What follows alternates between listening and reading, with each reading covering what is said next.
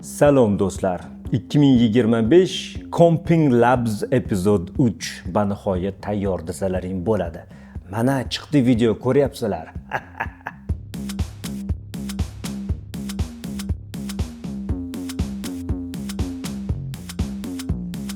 Bugun birinchi o'rinda Arustog'ani o'zi qanaqa texno blogerlarni tomosha qiladi degan savoldan boshlasak, birinchi o'rinda Digital Foundry, Hardware Unboxed ikkinchi o'rinda, ba'zida Gamer Nexus, Hardware Canucks degan kanal ham bor, kanadalik bolalar.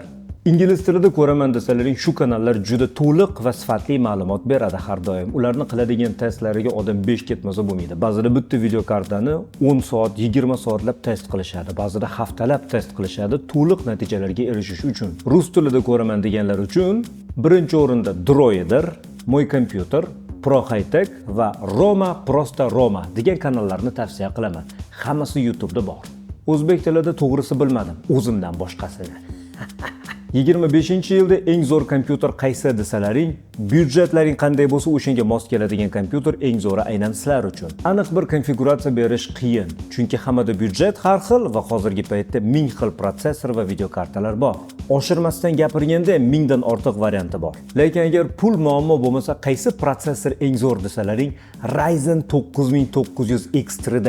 Intelda albatta Ultra 285K degani bor, lekin o'ziga yarasha muammolari ko'p. Ham, chunki u haqida hattoki gapirmasak ham bo'laveradi. Sabablari bor. O'sha men aytgan texnoblogerlarning kanallarida ko'rishlaring mumkin. Xuddi shu ikkita protsessorni to'g'ridan to'g'ri solishtiruvini. Ryzen 9 9950 X3D'ga to'g'ri keladigan eng zo'r materinka qaysi desalaring, top darajada albatta X870Y materinka bor. Lekin hattoki B650Y materinka o'rtacha $250 atrofida turadi. Ortiq bilan hattoki Ryzen 9 ni keyingi avlodini ham ko'tara oladigan materinka. Brendlarga kelganda bilasizlar, men ko'pincha nima ishlataman. O'ziga yarasha har xil gaplar bo'ldi oxirgi paytda Asus haqida, lekin baribir Asus zo'r. Lekin oxirgi paytda sezdim, masalan, meni monitor va video kartam MSI dan ekan. To'g'risi zo'r ishlayapti. Masalan, Tomahawk yoki Unify seriyasidagi qimmatroq materinkalar o'zini puliga arziydigan narsa ekan. Asus ROG Strix seriyadan qolishmas ekan. Aslida kuchliroq materinkalar kerak faqat bitta holatda, agar protsessorni razgon qilaman desalaring. Yuqori darajadagi X870 yoki Intel holatida Z890 materinkalarning sababi bitta. Ularda qo'shimcha portlar bor, ya'ni USB portlari ko'proq. Bundan tashqari PCI Express kanallari ko'proq. Bu degani ko'proq SSD yoki kuchliroq bir nechta video karta qo'yish imkoniyati bor. Lekin ko'pincha qo'shimcha port kerak bo'lsa, shunchaki qo'shimcha PCI Express adapter olish mumkin yoki kamida USB adapter olish mumkin. Baribir notebooklardan portlar ko'proq bo'ladi, to'liq kompyuterda. Eng zo'r video karta RTX 5090 desam noto'g'ri gap bo'ladi, chunki hozir RTX 6000 Pro 96 gigabaytli video karta chiqdi. Aynan nima ish uchun olayotganlaringga qarab, yoki arziydi yoki arzimaydi, chunki narxi $10,000 turadi shu narsani. Lekin shaxsiy fikrim, hozirgi paytda eng zo'r video karta qaysi? O'yin uchun bo'lsa, AMD Radeon 9070 XT 16 GB xotirasi bor. Ray tracingda ham bu avlodda juda kuchaydi Radeon. Ish uchun bo'lsa baribir Nvidia, xohlasak, xohlamasak. Kamida hali ham o'sha eski qadrdon RTX 3060 12 GB li versiyasi yoki jiddiyroq ish qilaman desalaring, unda RTX 5070 Ti. Nimaga 5080 emas? Chunki yaqinda 5080 super chiqadi. Uzog'i 3-4 oyda. Xotirasi 24 GB bo'lishi kutilyapti. Boshqa komponentlar qachon qanday? Masalan, RAM yoki operativka yoki OZU deyishadi-yu, o'rtacha 64 GB ko'p odamga deyarli hamma ish uchun yetib ortib oshib yonib ketadi. Lexar brendidan uzoqroq yuramiz, G-Skill ga yaqinroq yuramiz, Kingston HyperX ga juda yaqin yuramiz. Shu brendlardan olgan operativkalarda hech qachon muammo bo'lmagan. Aytishlaring mumkin, Corsair zo'r, lekin qimmat, arzimaydi. G-Skill, Patriot, Crucial va Kingston hozirgi paytda zo'r va sotuvda hammasi bor.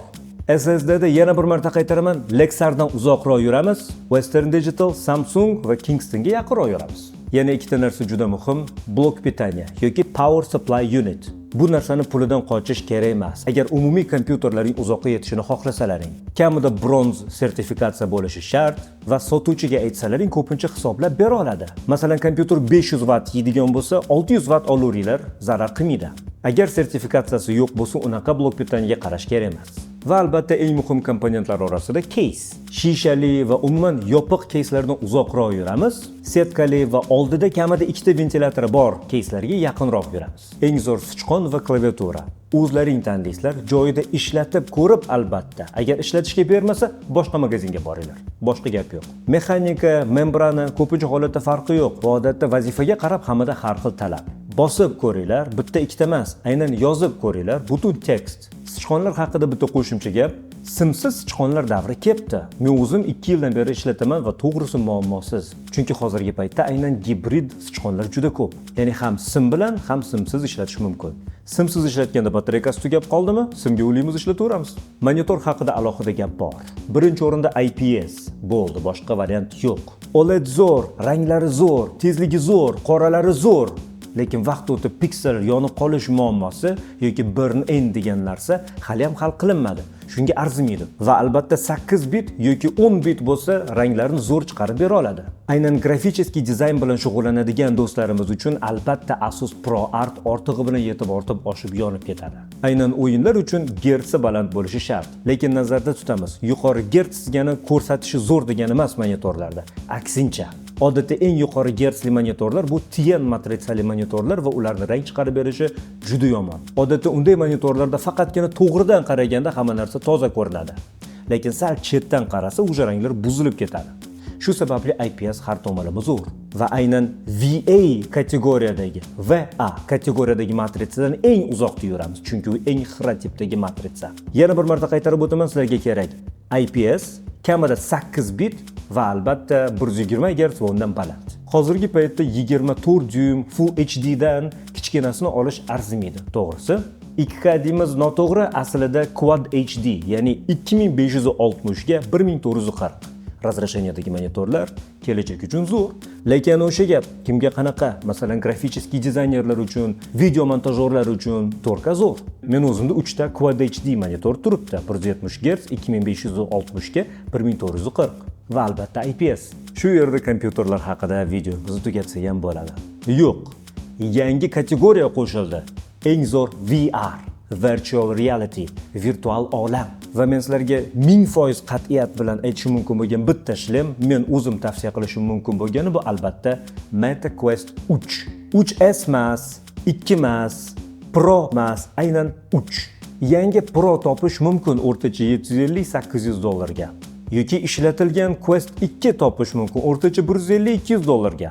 Yangi sotib olish mumkin Meta Quest 3S o'rtacha 400-450 dollarga. Yoki aynan men aytgan Meta Quest 3 o'rtacha 550-600 dollar, lekin arziydi. Shu joyda o'ylash mumkin. VR shlem uchun menda sal pul yetmayapti. 3S ni olaverik. Yo'q.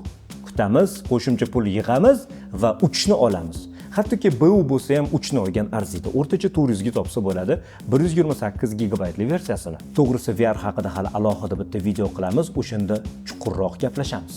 Ishonaveringlar, bu umuman boshqa olam. Parklarga yoki targ'ibot sentrlarga borganda sizlar VR zonalarni ko'rasizlar. Albatta kirib ko'ringlar. Bitta narsani aniqlaylar. O'rtacha 15-20 minut o'ynaganda boshlaring aylanyaptimi, yo'qmi? Aylansa tavsiya qilmayman. Aylanmasa yangi dunyoga marhamat. Birinchi marta shokolad yoki umuman shirinlik yeganlaring eslaringdami? Birinchi marta kompyuterda o'yin o'ynaganlaring eslaringdami? Xuddi o'sha hissiyot Meta Quest 3 bilan sizlarda bo'ladi. Bu aynan Questning reklamasi emas. Bu uchun menga hech kim pul to'lamaydi. Men o'zim oxirgi 1,5 yildan beri ishlataman VR shlem. Hali ham wow effekt to'g'risi o'tib ketgani yo'q. Bir haftadan keyin polkada chang bosib yotadi degan siniklarga umuman quloq solmaymiz. Bitta gap bor. FOMO deyiladi internetda. Fear of missing out. Kompyutering yaxshi ishlab turibdimi? Upgrade qilishga shoshma, arzimaydi. Qo'shimcha bor yo'g'i 25-30% uchun 1,5-2 ming dollar sarflash arzimaydi. Va to'g'risi hozir shunaqa davrda yashayapmiz. O'zi Nvidia, AMD, Intel bilan g'alati narsalar bo'lyapti. O'zlaring bilasizlar, sun'iy intellekt sabab hattoki bizga o'rtacha video karta yetib kelmayapti ham. Va yana xuddi o'sha sun'iy intellekt sabab bizni protsessorlarimiz ichida qo'shimcha joy egallayapti NPU, ya'ni Neural Processing Unit. To'g'risi o'sha narsa umuman kerak emas, protsessor ichida tem bo'ladi. Chunki hattoki arzon video karta o'sha protsessor ichidagi NPU ga qaraganda o'rtacha 25-30 barobar tez ishlashi mumkin. AI bilan ishlamoqchimanmi? Men shunchaki yangi video karta sotib olaman. Kerak emas bizga NPU protsessor ichida. Intel, AMD nima qilyapsizlar? Nvidia'ni вообще gapirmasa bo'laveradi. Oxirgi paytda asosan korporatsiyalarda ishlaydi faqat. Mining tugaganida xursand bo'lgan edik. Balki keyingi avlod chiqqanda banihoyat videokartani adekvat narxda sotib olish imkoniyati bo'ladi deb. Lekin ko'rib turganlaringdek AI kuchayib ketdi. Endi Nvidia faqat AI uchun videokarta qiladi asosan. Aniq esimda yo'q, lekin internetda ko'rsalaring bo'ladi. Aynan geymerlar yoki grafika bilan ishlaydigan odamlar, GeForce videokartalarini sotib oladigan odamlar Nvidia'ni bor yo'g'i 2% bozorini tashkil qilar ekan. Ya'ni Nvidia GeForce videokartalarini chiqarmagan holatda ham $1 trillion ishlashi umuman muammo emas. Bilasizlarki, dunyodagi eng qimmat kompaniya hozir Nvidia, $3,5 trillion kapitali bor deyarli. Zo'ri $3,5 trillion. Lekin uni buni qo'yinglar, 12 voltli konnektorga nima bo'lyapti? 3090 Ti bilan chiqqan konnektor, 4090 da kuygan konnektor, 5090 da boshidan kuyayotgan konnektor. Men to'g'risi tushunmadim nima keragi borda standartni o'zgartirish. Xo'p, mayli shunaqa konnektor ishlatmoqchisan, 600 watt tortar ekan, yupqagina sim orqali 5090 olganlar ko'plari qaltirab yashaydi hozir ham. Ertaga kuyib qolmasmikan deb. $3,500 video kartaya tasdiqlanmagan, lekin bitta rosa foydali yangilik ko'rdik. Bo'lishi mumkinki, Nvidia keyingi video kartalarida bitta emas, ikkita yoki hattoki 4 ta konnektorli qilib chiqarishi mumkin. Bu degani 600 watt bor yo'g'i bittagina yupqa konnektordan o'tmaydi. Xullas, gapiraman desa gap ko'p. FOMO ta'siri ostida birorta narsa olishni tavsiya qilmayman. Ishlayaptimi, tegma. Tortmayaptimi, upgrade qil, qo'rqma. Shart bo'lmagan upgrade seni qo'shimcha xursand qilmaydi. Lekin rostdan kerak narsa bo'lsa, o'zini albatta qoplaydi. Shu desalaring, bu videoni sponsori yo'q. Qachon vaqtim bo'lsa qilaman. Video oxirida sizlarga oddiy maslahatim rus tili va ingliz tilini o'rganinglar. Internetda ma'lumot juda ko'p. Menga yozishga shoshmanglar. Texnikani zo'r tushunadigan o'rtoqlaringga ham yozishga shoshmanglar. Google ni ishlatinglar. ChatGPT emas, Google. Eskichasiga izlasalaring to'g'riroq ma'lumot kelib chiqadi. O'zlaring bilasizlar, ChatGPT aldiydi. Har qanday AI hozir aldiydi. Va aynan Google'da savollaringga javob topmasalaring unda marhamat yozinglar. Keyingi videoda ko'rishguncha do'stlar.